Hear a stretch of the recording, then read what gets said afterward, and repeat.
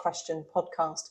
Israel's government says an Israeli rabbi missing in the United Arab Emirates has been found dead. The office of the Prime Minister Benjamin Netanyahu says Zvi Kogan, who was last seen on Thursday, was murdered. It described his death as an act of anti-Semitic terrorism.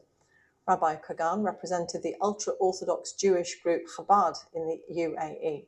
Israel has vowed to hunt down the suspected killers.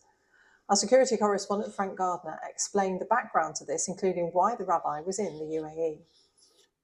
Well, the UAE normalized relations with Israel in 2020 as part of something called the Abraham Accords, which was done under then President Donald Trump's presidency, where the UAE, Bahrain and Morocco joined Jordan and Egypt in having full diplomatic relations. And since then, there's been quite a lot of kind of cross-flow between Israel and the United Arab Emirates.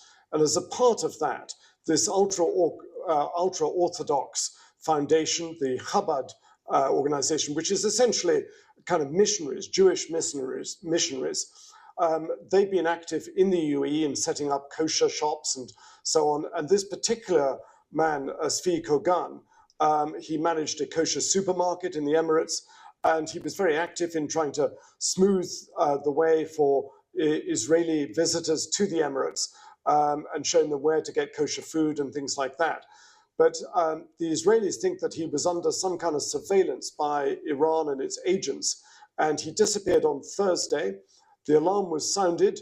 The Mossad, that's Israel's external spy agency, started to investigate this as from around Saturday, possibly earlier.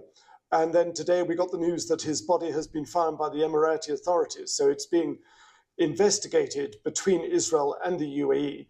But there's some really strong, tough statements coming out of the Prime Minister's office. So in Israel, the Mossad answers directly to the Prime Minister's office, and they are managing this. So they have vowed to hunt down, or his office has vowed that Israel will hunt down the perpetrators, who are believed to be 3 Uzbek nationals who are reported to have fled to Turkey. What is this likely to do to the relationship between Israel and the UAE? After all, Israel does warn against travel to the UAE for its citizens for the most part. Yeah, I mean, the relations are fairly good, despite the fact that the UAE, like all Arab and Islamic countries, are extremely upset by what's happening in Gaza. And only, 10 days ago or so, I was in Riyadh at the Arab Islamic Summit, where the Emiratis joined others in condemning Israel's actions in Gaza. But they haven't pulled out of the Abraham Accords. They've still got diplomatic relations.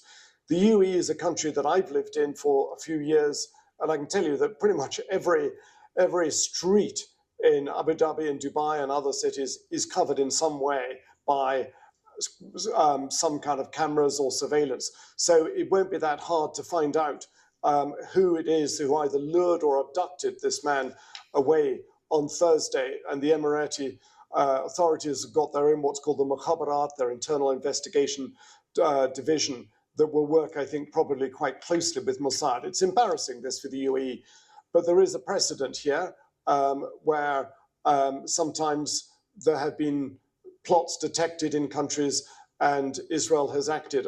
I've no doubt they will try to make good on their promise of hunting down his alleged killers. Frank Gardner.